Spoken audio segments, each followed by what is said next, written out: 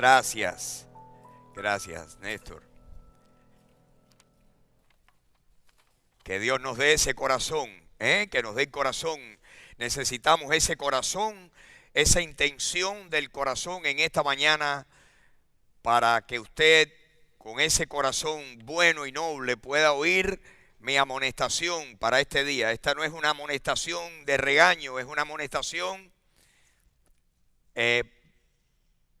movida por amor. La realidad es que todos nosotros, es cuestión de tiempo de que cada uno de nosotros esté parado delante de Dios, dándole cuenta a Dios de nuestras vidas.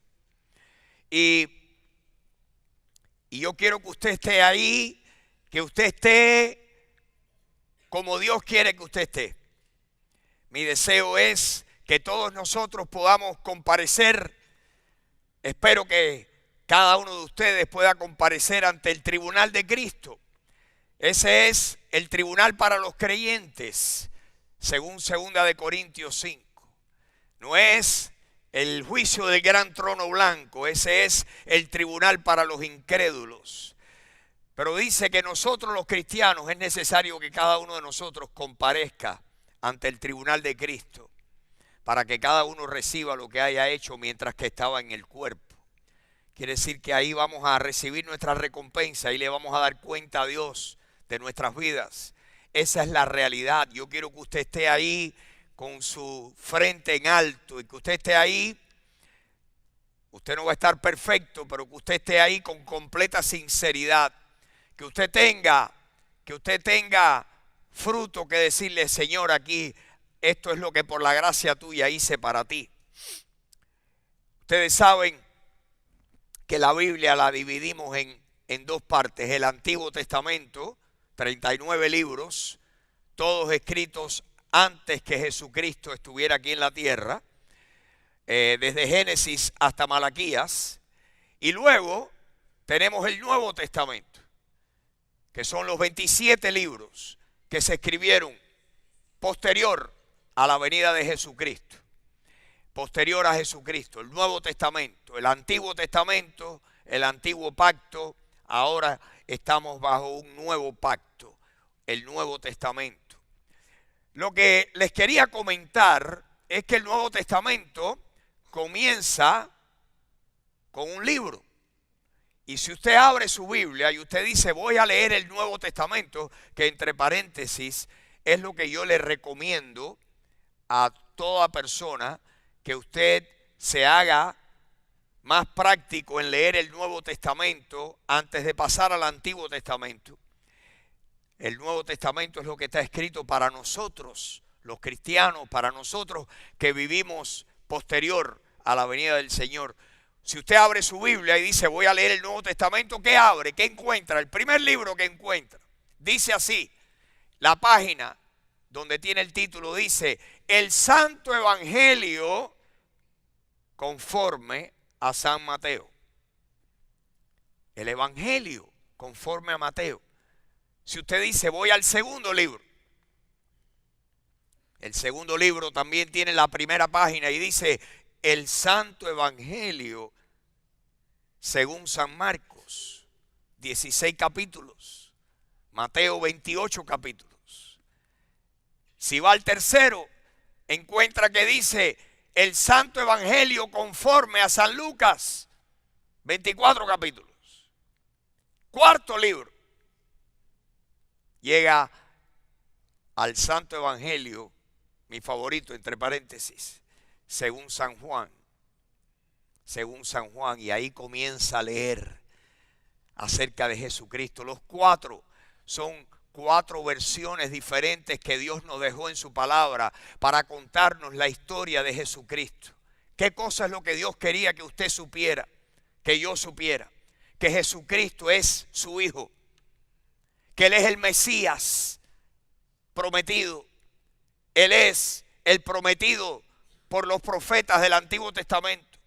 Jesucristo, su nacimiento, su ministerio. Posteriormente, lo más importante de esos 4 libros, los 4 tienen en común que los 4 libros cuentan al final de ellos los sufrimientos de Jesucristo, la pasión de Jesucristo, la crucifixión de Jesucristo, el entierro de Jesucristo. ¿Y cómo terminan esos 4 libros? Con la resurrección de Jesucristo. La vida, la muerte, la sepultura y la resurrección de Jesucristo. Esa es la historia de Mateo, de Marcos, de Lucas y de Juan. ¿Y por qué la historia repetida por 4 escritores diferentes? La misma historia repetida mirándose desde 4 ángulos diferentes. ¿Por qué? Porque Dios quería que usted y yo tuviéramos muy claro que lo que puede salvar nuestras vidas y que no tengamos que pasar a la eternidad perdidos, ni nos pasemos la eternidad separados de Dios, es por una palabrita que aparece en esos 4 libros. ¿Saben cuál es? Es la palabra, el Evangelio. La Biblia habla del Evangelio de nuestra salvación. ¿Qué significa el Evangelio? Son las buenas noticias. La historia es que hay buenas noticias para usted y para mí. Si usted lee el Antiguo Testamento, todos son malas noticias. En la creación de Dios vino la tentación. ¿Y qué pasó ante la tentación? Vino la caída, donde el hombre, la primera familia humana, pecaron y desobedecieron a Dios, y por ende entró el pecado en el mundo. Y el pecado trajo ¿qué cosa? Trajo el desastre que hay en el mundo. La muerte física, la muerte espiritual y todo lo que está por el medio, todo lo que pasa en este mundo es producto de la caída del hombre. Malas noticias. Si usted sigue leyendo el libro de Génesis, encuentra que ya no era cuestión de Adán y Eva, era cuestión de toda la humanidad, donde Dios dice que Dios encontró que toda la humanidad estaba corrompida. ¿Y qué hizo Dios?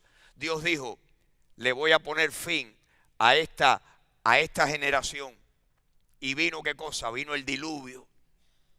Y del mundo, de la población del mundo en ese momento, se salvaron 8 personas. El diluvio, donde Dios inundó el mundo. Malas noticias. Si sigue leyendo, siguen las malas noticias. La Torre de Babel.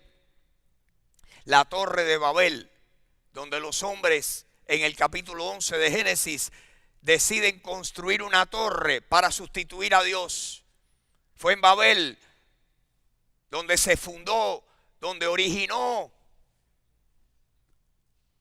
la adoración y la consulta de los astros para determinar el futuro, para saber el destino de los hombres. En vez de buscar a Dios, buscar los astros como si los astros tuvieran poder para controlar nuestras vidas.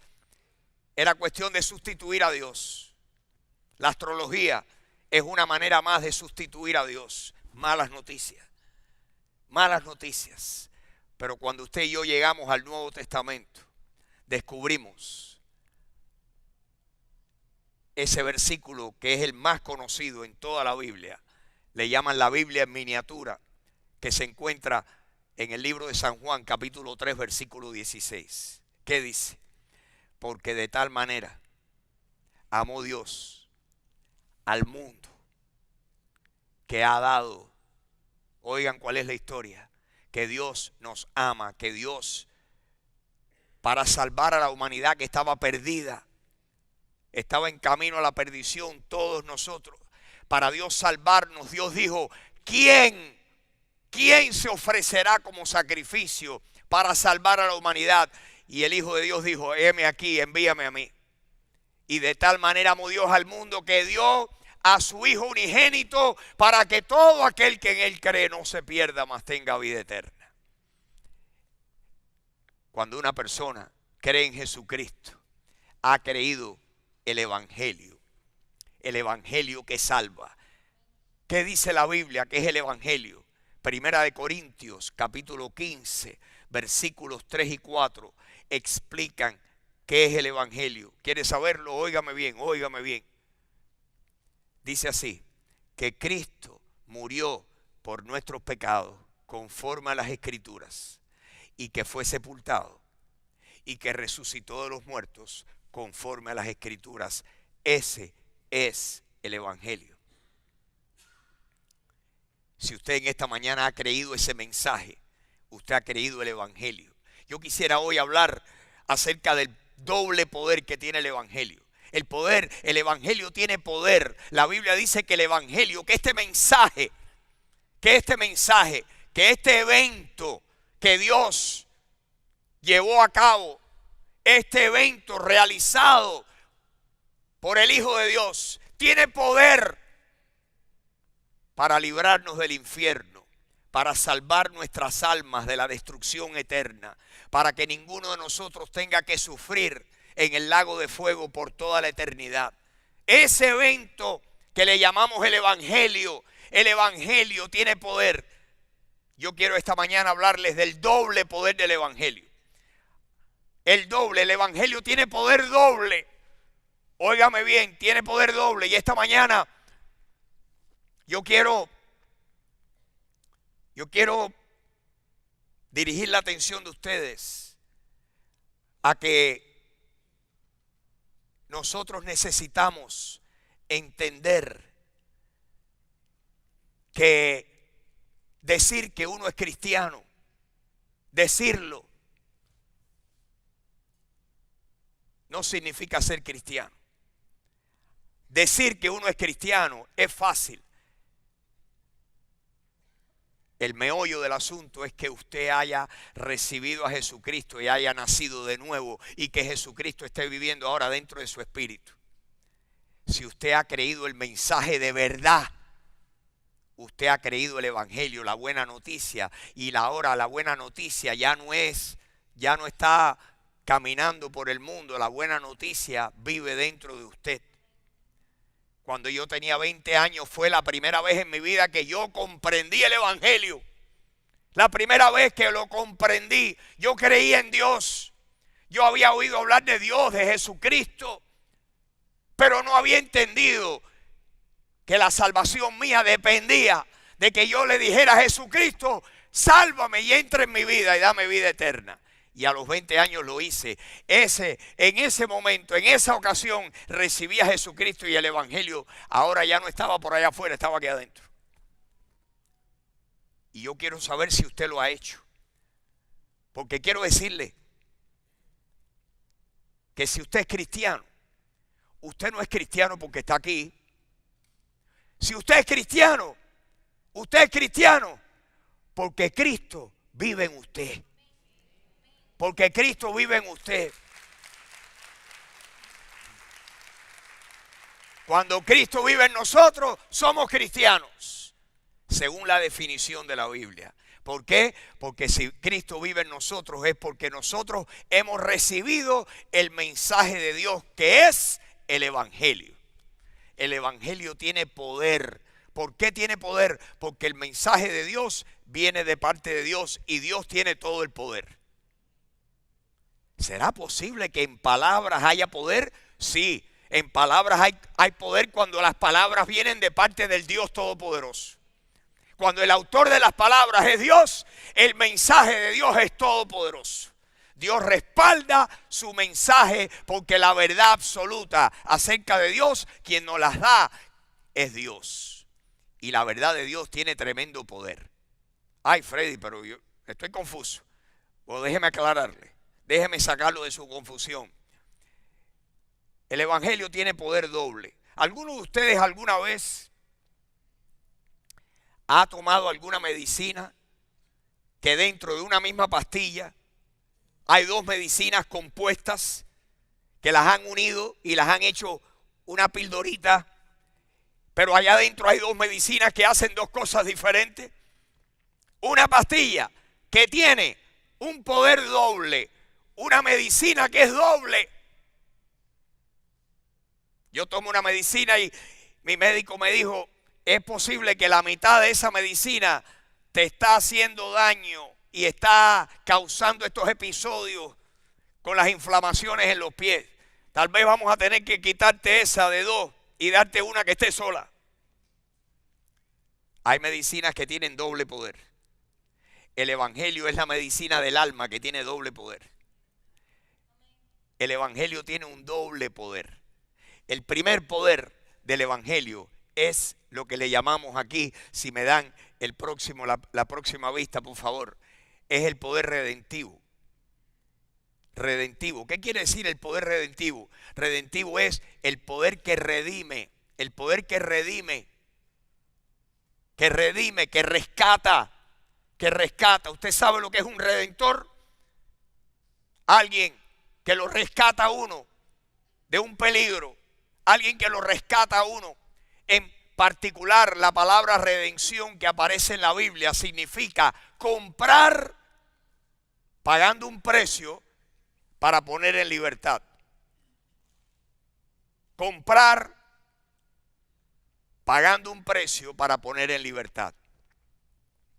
En los países donde existe la esclavitud, cuando hay personas que son dueños de seres humanos, triste decirles que en el mundo actual todavía existe la esclavitud. A usted y a mí nos parece increíble que en el siglo XXI hay esclavitud en el mundo. Hay más esclavitud que nunca. Tal vez no en el hemisferio occidental donde usted y yo vivimos, pero en el mundo antiguo, en el continente africano, en los países asiáticos, donde quiera, en la India, donde haya extrema pobreza, hay esclavitud. 2 tipos de esclavitud. La esclavitud laboral, donde alguien tiene un esclavo que es su obrero, que lo compró, que es suyo. Y la otra esclavitud es la esclavitud sexual, el tráfico humano. Personas que han comprado, que han pagado, que se han hecho cargo de los gastos de una persona y los han puesto a trabajar en la industria sexual. Y que esas personas no son libres, son esclavos, sobre todo muchachas, sobre todo niñas, en los lugares donde hay mucha pobreza. No tenemos que ir muy lejos. En Estados Unidos se ha hecho más y más popular esto que le llaman el tráfico humano, personas que son raptadas y son escondidas y a base de golpes y de amenazas los convierten en esclavos sexuales para los prostíbulos. Pero en otros lugares existen millones y millones de esclavos. ¿Sabían ustedes que en lugares como por ejemplo Tailandia, donde la pobreza es tal que en los lugares esos rurales, en la selva, en los lugares remotos, no tienen cómo darle de comer a los niños y a las niñas? Y los padres venden a los hijos y hay personas que los compran, sobre todo a las niñas, y las traen para las ciudades grandes, como por ejemplo Bangkok, y las ponen a trabajar en la industria sexual. ¿Sabían ustedes que hay organizaciones cristianas que, como saben que eso está pasando y que hay niñas que empiezan a los 10, a los 11, a los 12, a los 13, a los 14 años a trabajar en la industria para servir a los hombres? Que hay grupos cristianos que recaudan dinero para ir a esos lugares e ir a esos jefes de esos haréns y decirle: ¿cuánto quieres? ¿Cuánto me cobras por esa niña? Te la voy a comprar para que no sea más tuya. Y piden cantidades altas de dinero, y que hay cristianos que han dado dinero y que redimen, que compran a esas niñas para sacarlas y llevarlas a un centro y decirle: Jesús te ama y ahora ya eres libre. Aquí estás nada más que para tú restaurar tu vida. Redimir es cuando uno compra, paga el precio y luego libera. El evangelio tiene el poder redentivo de parte de Dios. El evangelio nos compra. Satanás era el dueño nuestro. Satanás era el dueño, era el que nos tenía subyugado con la bota encima. Éramos hijos del príncipe de las tinieblas. ¿Y qué hizo Dios? le dijo a su hijo, paga la deuda por ellos y vence y derrota a Satanás. Y cualquier ser humano que recibe a Jesucristo, el poder de salvación se hace patente en su vida, y ahora dice que hemos sido trasladados del reino de las tinieblas y hemos sido colocados en el reino del amado Hijo de Dios. El poder del evangelio, el poder redentivo, el poder que redime. Déjenme mostrarles un versículo que todos debemos ponerle mucha atención. Si me dan ahí Romanos capítulo 1 versículo 16, Pablo le escribe a los romanos y les dice, yo quiero que ustedes sepan que estoy listo, estoy próximo a ir allá a Roma a predicarles. Les voy a escribir esta carta, pero yo estoy listo para ir a predicarles el evangelio de Jesucristo. ¿Por qué? Por esta razón. Les dice Pablo a los romanos, porque yo no me avergüenzo del evangelio de Dios. No me avergüenzo. El evangelio es poder de Dios para salvación a todo aquel que cree. ¿Qué es el evangelio? Es poder de Dios para salvación. ¿A quién? A todo aquel que cree. Sea judío, sea de otra nacionalidad, el evangelio es el poder de Dios. ¿Saben esa palabrita ahí que aparece poder? ¿Saben cuál es la palabra en el idioma griego en el que se escribió ese libro originalmente? La palabra ahí, poder, traducido en castellano poder, es de donde nosotros sacamos la palabra dinamo o dinamita. El evangelio es el dinamo, es el dunamis de Dios, es el poder de Dios para salvar a cualquiera que cree en Jesucristo. Tremendo. Sea judío, sea griego.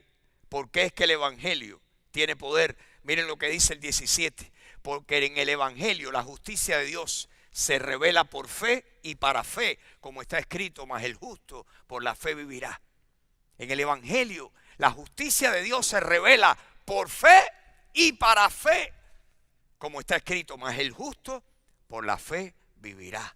Cuando creemos en Jesucristo, que es el bueno que perdona a los malos, nuestra fe es contada por justicia delante de Dios. Y Dios ve nuestra fe y dice, ese va a ser mío. Y el Señor nos redime. Jesucristo nos redimió, nos compró. Dice que hemos sido nosotros rescatados de nuestra vana manera de vivir, no con cosas corruptibles como oro o plata o piedras preciosas. No, hemos sido rescatados de nuestra vana manera de vivir con la sangre preciosa de Jesucristo. ¿Qué es lo que lo redimió a usted y a mí? La sangre preciosa de Jesucristo. Gloria a Dios. ¿Qué es lo que nos puede dar perdón? Solo de Jesús la sangre. Y un nuevo corazón, solo de Jesús la sangre. La sangre nos redime, la sangre nos lava de nuestros pecados y nos hace aceptos ante Dios. Jesucristo nos lava y nos presenta limpios, sin mancha, delante del Padre. Ese es el poder redentivo del evangelio. El evangelio tiene, volvamos a la vista anterior, Alejandro. El poder del evangelio es redentivo. ¿Por qué? Porque redime. El evangelio redime, rescata, compra, pone en libertad. Nosotros hemos sido redimidos. Ese es el poder redentivo del evangelio. Pero mis hermanos, mi peso, siempre hablamos del poder redentivo del evangelio, y acuérdense que decir, no, yo creo, así de la boca para afuera, no se olviden que dice Santiago que los demonios también creen y tiemblan. Los demonios creen y tiemblan. No, es haberlo recibido de corazón. Cuando aquel eunuco iba camino de regreso a Etiopía y Felipe, guiado por el Espíritu Santo, se le acercó al carruaje y le dijo, ¿Tú entiendes lo que estás leyendo? El profeta Isaías. No, si alguien no me explica no lo entiendo. Y Felipe se subió en aquel carruaje y le explicó y dice que allí tuvieron una conversación, le predicó el evangelio y que el etíope le dijo, aquí hay agua, ¿qué impide que yo sea bautizado? Y Felipe le dijo, tú puedes ser bautizado. Si crees de todo corazón, bien puedes. Si crees de todo corazón, bien puedes.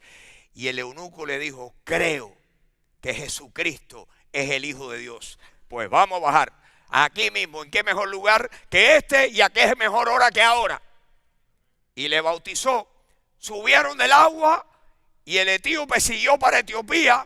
Y Felipe terminó, guiado por el Señor, a Cesarea. Terminó Felipe viviendo allí en Israel, en Cesarea, en la ciudad de Cesarea. Y el etíope regresó a Etiopía. Ahora, habiendo conocido a Jesucristo como su Salvador. Así que el evangelio es que hay que creer de todo corazón. Si tú has creído de todo corazón, tú eres un creyente. No es de la boca para afuera, es de aquí para adentro. Con el corazón se cree. No, que con la boca sí, pero con el corazón se cree y con la boca se confiesa. Pero puedes tener dos partes y nada más que tenerla de afuera. Con el corazón se cree para salvación. El evangelio tiene un segundo poder, que es el que yo quisiera que pensáramos un poquito esta mañana.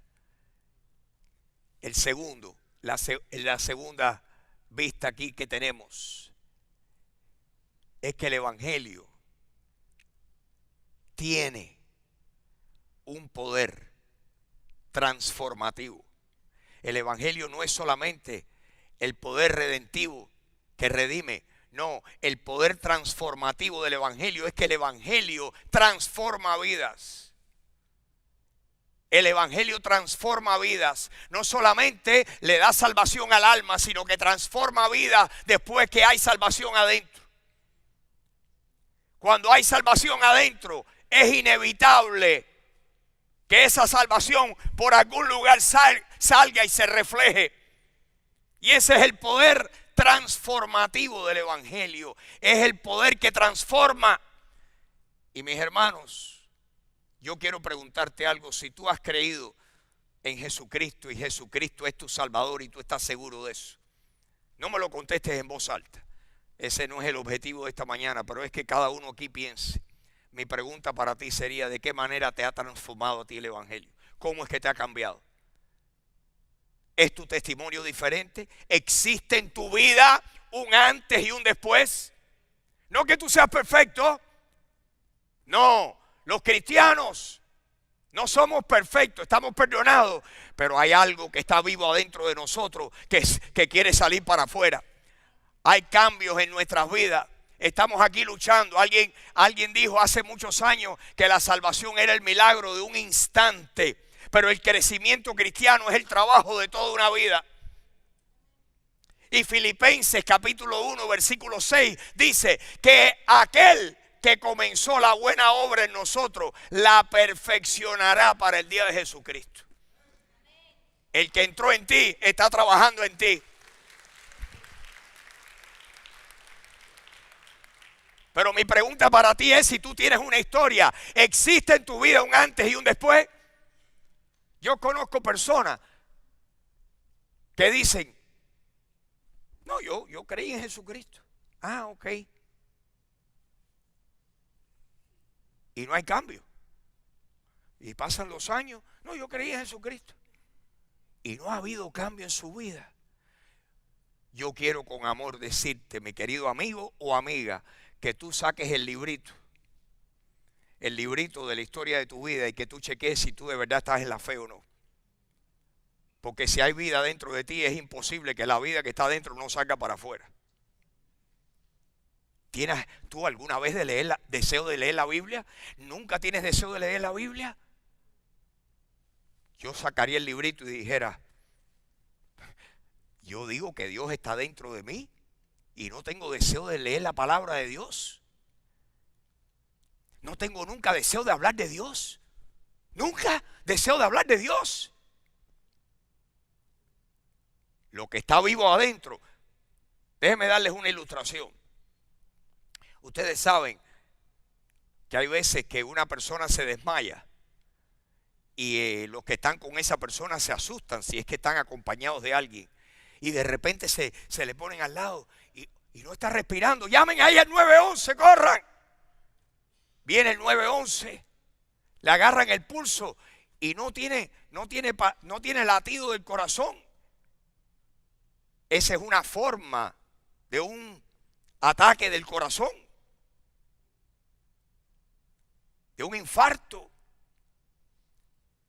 Y lo llevan al hospital, en la ambulancia, le ponen todos los aparatos, a ver, y le ponen todos los aparatos, le ponen el electrocardiograma y ponen ahí el monitor y le ponen todas las cositas.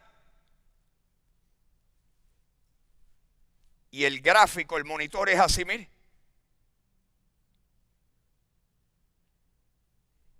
Le llaman a eso en inglés flatlining. He's flatlining. Porque el electro debía lucir así.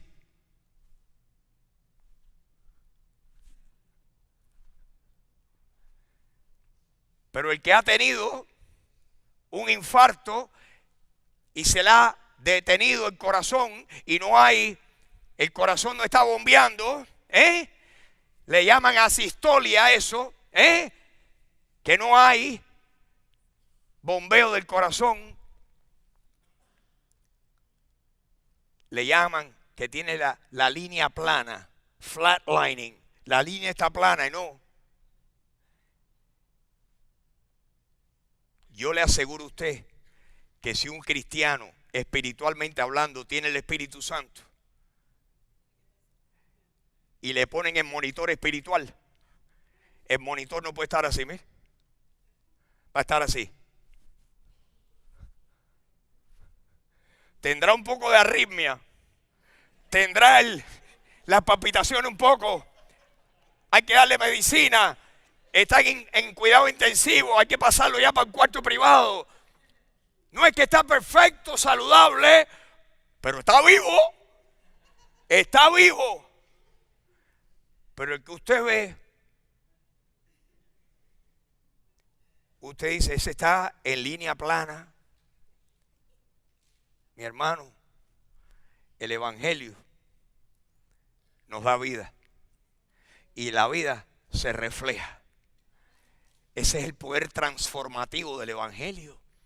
El Evangelio transforma y cualquier cristiano tiene una historia de su vida, aunque muy sencilla, aunque no sea muy elocuente al hablar, pero dice, yo antes... Esta era mi vida antes y esto es lo que es mi vida después de ser cristiano. Esta era mi vida, así pensaba yo, esto hacía yo, así me sentía yo, pero ahora hay esto. Hay una diferencia, hay un antes y un después. Te pregunto, ¿hay un antes y un después en tu historia? Si no lo hay, por favor, chequea el Evangelio que tú has creído. Porque el Evangelio no solamente es creer en Jesucristo, sino que cómo te ha cambiado Jesucristo. El poder transformativo del Evangelio. Y usted dirá, Freddy, pero déjeme mostrárselos en la Biblia. Mostrarles en la Biblia. Si me dan varios versículos, vamos a saltarnos uno que yo tenía ahí y pónganme por favor ese mismo. Primera de Tesalonicenses, capítulo 2. Pablo le escribe a los tesalonicenses. Pablo fundó la iglesia en Tesalónica. La iglesia en Tesalónica, en aquel lugar que fue un lugar muy difícil porque allí fue perseguido Pablo, de allí tuvo que salir huyendo y los cristianos allí estaban en candela, en candela. Y Pablo les escribe desde otra ciudad y les dice, mis hermanos, yo doy gracias a Dios por ustedes, que cuando yo llegué allí, que cuando ustedes recibieron la palabra de Dios que ustedes oyeron de parte mía, yo le doy gracias a Dios que yo recuerdo que cuando yo llegué a Tesalónica y ustedes oyeron la prédica mía, ustedes oyeron que yo les presenté el Evangelio, la muerte, sepultura y resurrección de Jesucristo, cuando ustedes oyeron la palabra de Dios, la oyeron de parte mía, ustedes la recibieron no como palabra de hombres, sino según es como en verdad la palabra de Dios. La palabra de Dios, aunque un hombre sea el comunicador de ella, la palabra de Dios es no la palabra del hombre que la está repitiendo, es la palabra de Dios. Y Pablo dice, yo les comuniqué a ustedes la palabra de Dios, y cuando ustedes la oyeron de labios míos, ustedes no la recibieron como palabra de Pablo, la recibieron como lo que es en verdad, la palabra de Dios. ¿Cuánto tiempo había pasado de aquel evento cuando él estuvo en Tesalónica? Meses, tal vez 1 año, 2 años. Dice, ustedes recibieron la palabra de Dios de parte de labios míos, según es en verdad la palabra de Dios, la cual, lean conmigo por favor, la cual actúa en ustedes los creyentes. Espérense un momentico, vamos a analizar un momentico estas últimas palabras. Ahí aparece el verbo actuar. La palabra actúa. Ahora quiero preguntarles en qué tiempo está el verbo actuar en esa oración. ¿En qué tiempo está? ¿En pasado, presente o futuro? Está en presente. La palabra de Dios actúa presente en ustedes. Quiere decir que la palabra no solamente actuó cuando yo estuve allá, sino que ahora está actuando en ustedes, los creyentes. La palabra actuó y sigue actuando en los creyentes. Y te pregunto si la palabra de Dios está actuando en ti hoy. ¿Cómo es que está actuando en ti hoy? ¿Cómo está actuando en nosotros? Esta es la pregunta que todos tenemos que hacernos.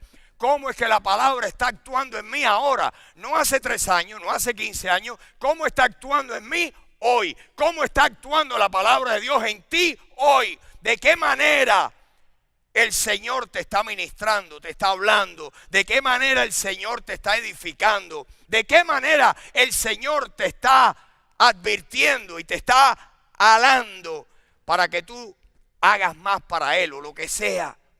Si la palabra de Dios no está actuando en ti en este momento, tienes que sacar el librito y decir, pero la palabra de Dios está dentro de mí o no lo está. El evangelio que digo yo, que yo creí, que yo digo que tuvo poder redentivo en mí, está teniendo un poder transformativo en mí. Dios quiere seguir transformándonos. Dios si está viviendo dentro de nosotros el poder de Dios. El poder de Dios es un presente continuo, mis queridos hermanos. Dios trabaja en un presente continuo. No es que Dios trabajó, no que hace 20 años. No, ¿cómo está trabajando Dios en tu vida hoy? ¿Cómo está actuando la palabra de Dios en tu vida hoy? ¿Cómo me está ministrando Dios hoy? ¿Qué es lo que me enseñó? ¿Qué me está enseñando ahora? Muchas veces lo que el Señor, de la manera que Dios está actuando, es mi hijo. ¿Cuántas veces te tengo que decir lo mismo? ¿Verdad que sí, Señor? Volví a fallar en lo mismo. ¿Qué hace el Señor? Confiesa tus pecados, mi hijo, y yo te perdono y te limpio y seguimos para adelante. Para adelante que vamos. ¿Por qué? Porque la palabra de Dios tiene el poder de limpiarnos y continuar limpiándonos.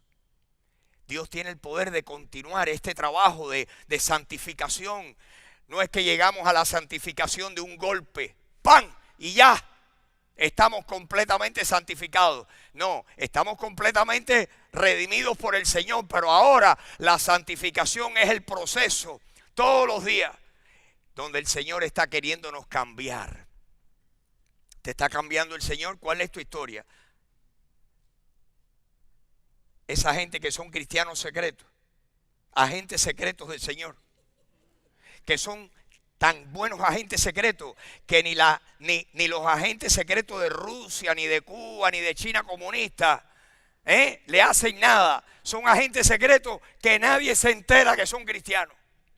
Pasan desapercibidos, como si fueran invisibles. ¿Serán agentes secretos o que no son agentes para nada?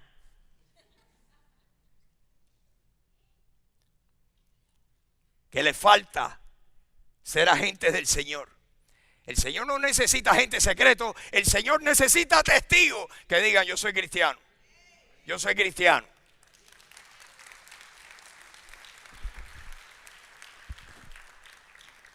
No que soy un cristiano perfecto, pero aquí estoy tratando. Miren, esta semana, alguien que me quiere mucho se reunió conmigo, 2 personas, un matrimonio, y se sentaron conmigo y esperaron hasta el final de la conversación. Una paciencia de esa como la de Job, pero al final sacaron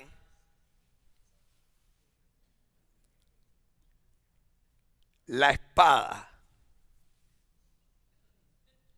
y me dijeron: Freddy, y esto, y sin titubear tuve que decirle: es verdad, fallé, perdóname, te entendemos, Freddy, tú eres humano. Los cristianos no somos perfectos,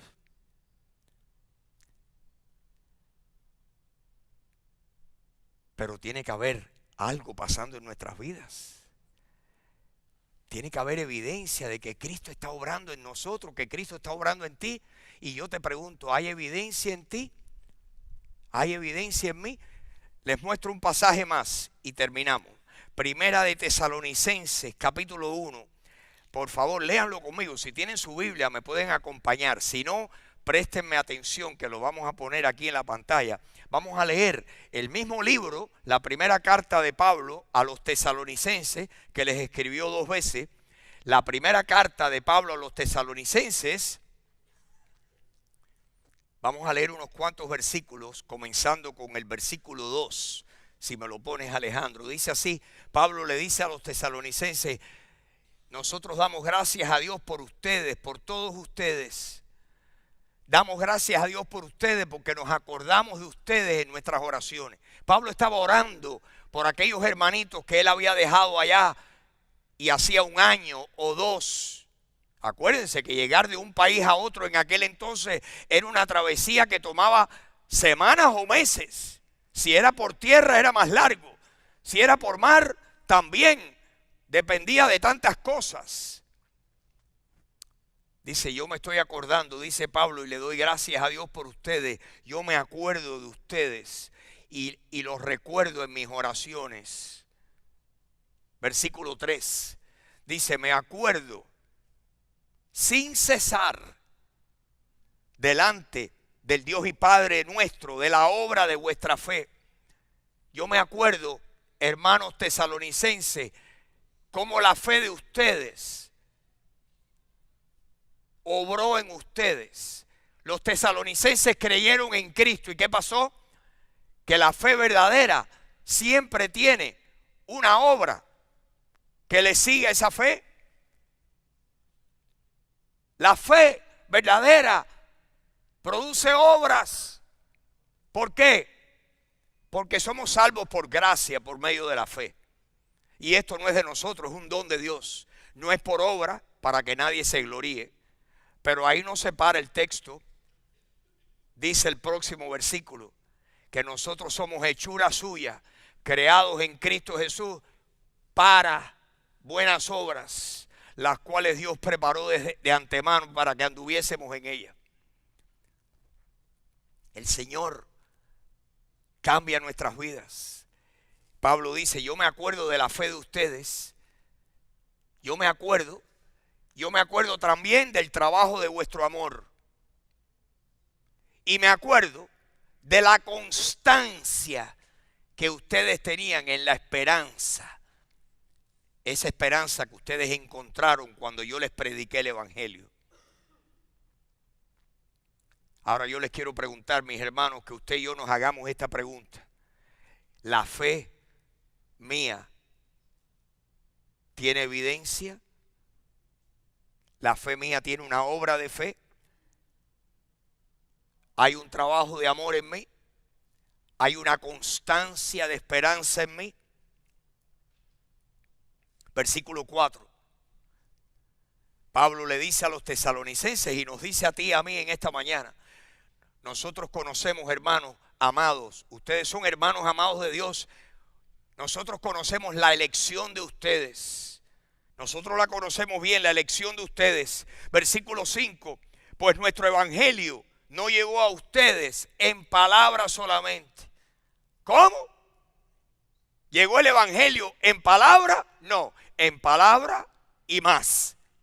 Nuestro evangelio no llegó a ustedes en palabras solamente, sino también, ¿cómo? En poder. ¿Y qué más? Nuestro evangelio llegó no solamente en palabra, llegó también en poder y llegó en el Espíritu Santo. Y llegó en plena, ¿qué? Certidumbre. Como ustedes bien saben, cómo fuimos entre ustedes por amor de ustedes. Versículo 6. Y ustedes vinieron a ser, ¿qué cosa? Imitadores ¿de quién? De mí, de nosotros y de quién más. Yo te quiero preguntar, mi querido hermano y mi querida hermana, ¿a quién estás imitando tú? Lo que tú haces con tu vida diaria, cuando nadie te ve, aquí adentro en tu corazón, ¿piensas tú con alguna regularidad? El Señor, nadie más me ve, pero el Señor sí me ve. Estoy imitando yo al Señor. Tú y yo debemos de imitar al Señor, ¿no? ¿Sí o no? ¿Quién es el ejemplo a seguir? ¿Quién es nuestro modelo? ¿A quién debemos imitar? Efesios 5:1 dice, sean imitadores de Dios como hijos amados. Efesios 5:1 dice que tú y yo debemos de imitar a Dios en mis negocios, en mi conversación, la manera en que yo me comporto delante de otras personas, las cosas que digo, cómo hago mis negocios. Yo conozco un hermano que tenía un comercio y me decía, cuando me llamaban al comercio mío y alguien me decía, varón, yo decía, ay Dios mío, ¿por dónde viene la mordida aquí? Porque los cristianos son conocidos por no ser completamente transparentes y honestos. ¿Estamos imitando al Señor? Los tesalonicenses dice Pablo, ustedes me imitaron a mí e imitaron al Señor. Y ustedes, tesalonicenses, recibieron la palabra en medio de ¿qué? De gran tribulación. Mis hermanos, ustedes saben que en este momento hay hermanos de carne y hueso como ustedes, que en este momento decir yo soy cristiano les puede costar la vida, le cuesta la cárcel, pero les cuesta la vida. Ustedes saben que hay lugares donde torturan a los cristianos por el simple hecho de ser cristianos. ¿Qué pasa si aquí viene la candela de verdad? ¿Qué va a pasar con tu fe y con tu testimonio? ¿Qué va a pasar cuando se opongan a estas reuniones? ¿Qué vamos a hacer? Si pasara, que Dios nos libre de eso. Pero ¿y si pasara? ¿Qué? ¿Se acabó el cristianismo? ¿Se acabó Jesucristo? Lo que dice la palabra, que los cristianos perseveraban en la enseñanza de los apóstoles, en la comunión unos con otros, en el partimiento del pan, en las oraciones, que entre ellos no había necesitado, que repartían para suplir las necesidades unos de otros. Eso es lo que dice Hechos capítulo 2.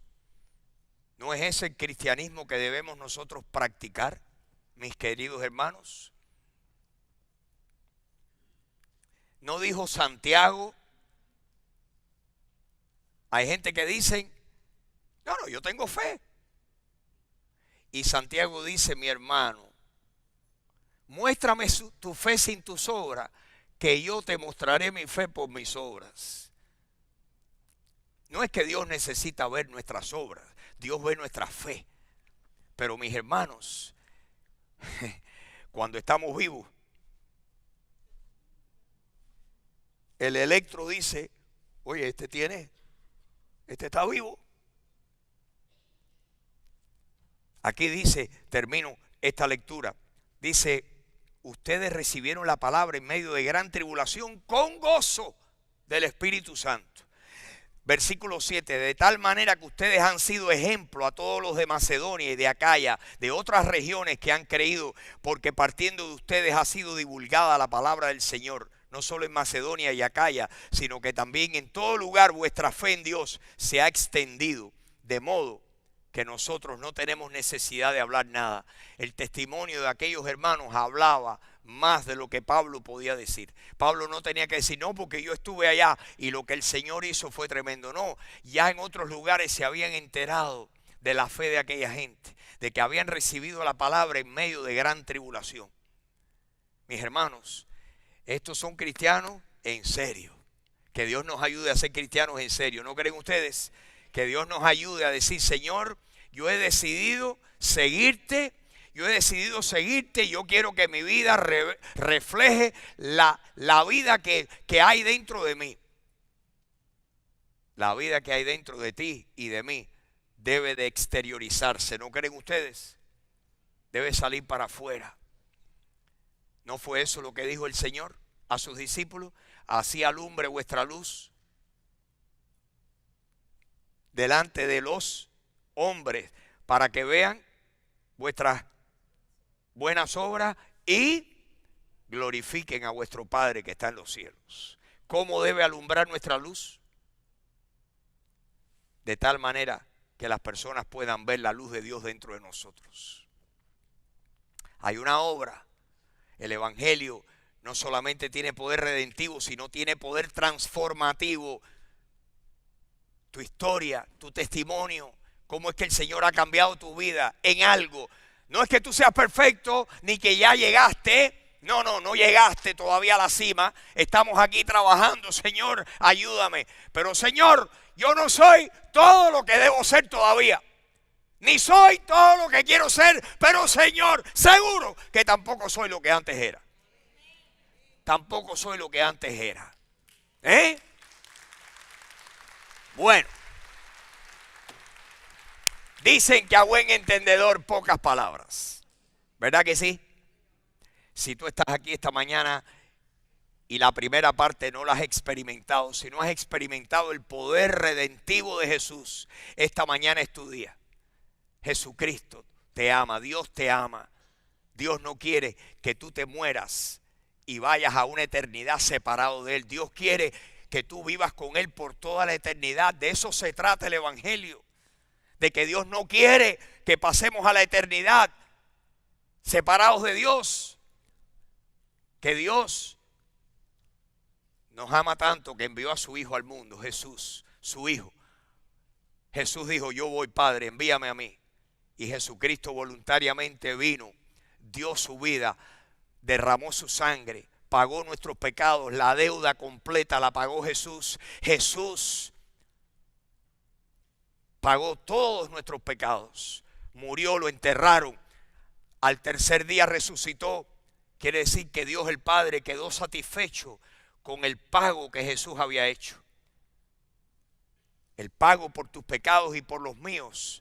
Dios quedó satisfecho, si no, no hubiera habido resurrección. Jesús resucitó porque Dios quedó satisfecho. La justicia de Dios quedó satisfecha.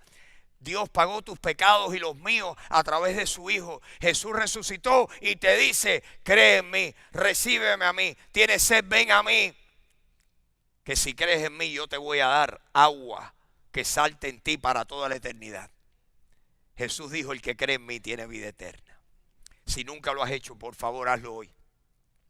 Que tú puedas decir, hoy fue mi día. Hoy fue mi día. Jesucristo te ama, quiere salvarte. Cree en el Señor Jesucristo y serás salvo. Vamos a tener un momento de oración. Les pido que se pongan de pie y vamos a terminar este servicio. Y Padre, esta mañana, Señor, no tenemos palabras con que darte las gracias. ¿Cómo agradeceremos todo lo que has hecho por nosotros? Señor, tu amor,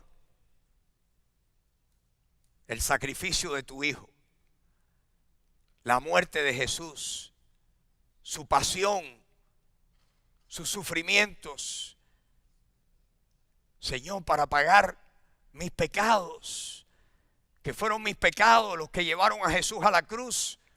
Y mi amigo, fueron los tuyos también, los que clavaron a Jesús en la cruz. Lo hizo por ti, lo hizo por mí. Jesús no murió por una masa humana, Jesús murió por individuos. Él te ama a ti individualmente.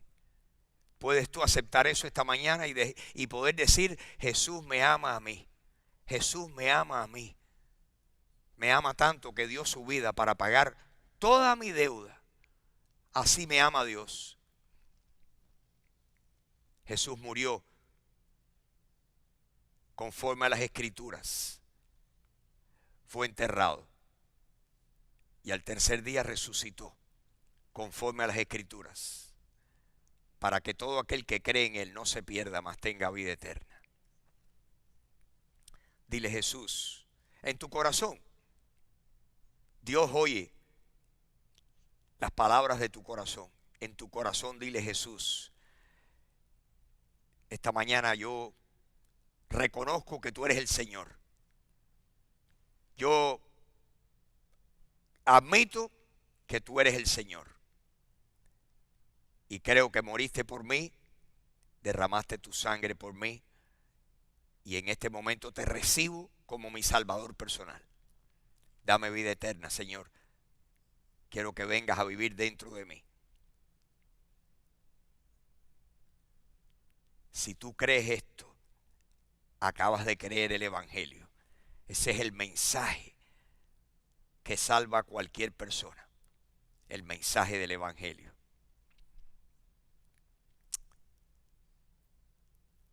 Créelo. Que el que cree de todo corazón,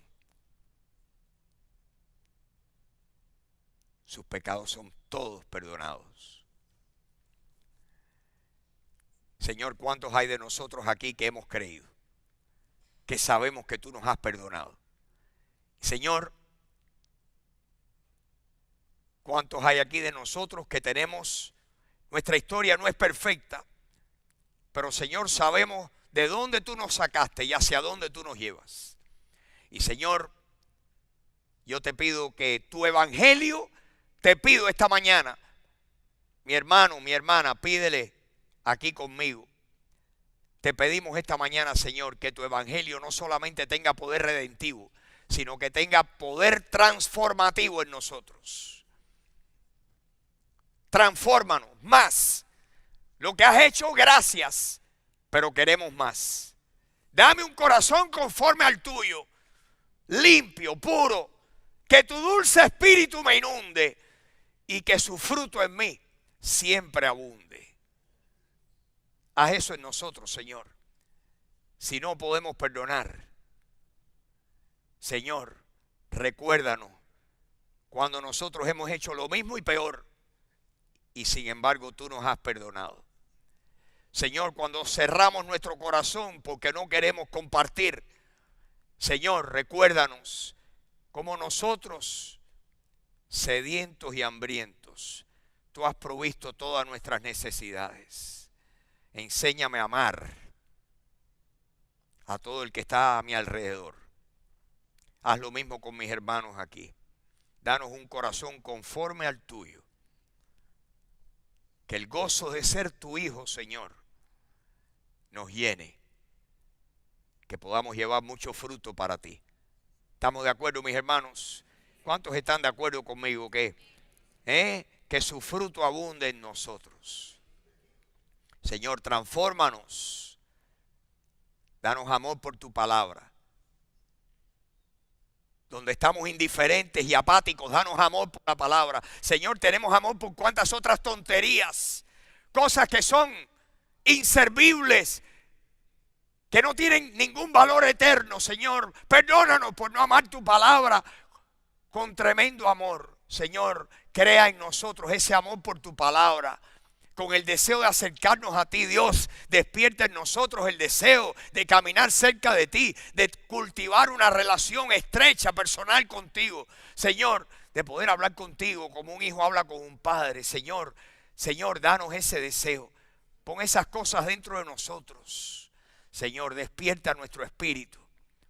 Señor, antes que un día sea demasiado tarde y no podamos volver atrás y que nos pese que no te dimos lo mejor de nuestras vidas. Porque un día cuando nos paremos frente al trono de Cristo y cuando Él nos muestre el plan de nuestras vidas, cómo debía haber sido si hubiera hecho su voluntad en nuestras vidas, hubiéramos visto, ahí veríamos donde hubo orgullo, donde hubo vanidad, donde hubo dureza de corazón. Señor, tómame y quebrántame y forja el plan que tú tienes para mi vida hoy. Haz lo mismo con mis hermanos aquí. ¿Cuántos le piden eso a Dios? Dios, tómame y forja el plan que tú tienes para mi vida. Quiero que tu plan se materialice, que lo vea yo claro. Dame el deseo. Tú eres el Dios que produces el querer, así también como el hacer, porque esa es tu buena voluntad. Produce en nosotros el querer, así también como el hacer. Te lo pedimos esta mañana. Te lo imploramos. Te lo pedimos, Señor. Gracias. Gracias. Gracias. Que tú eres un Dios paciente. Tú eres un Dios amoroso, lento para la ira, grande en misericordia. Ese eres el Dios que tú eres, Señor. Y hoy te alabamos, te amamos, te bendecimos.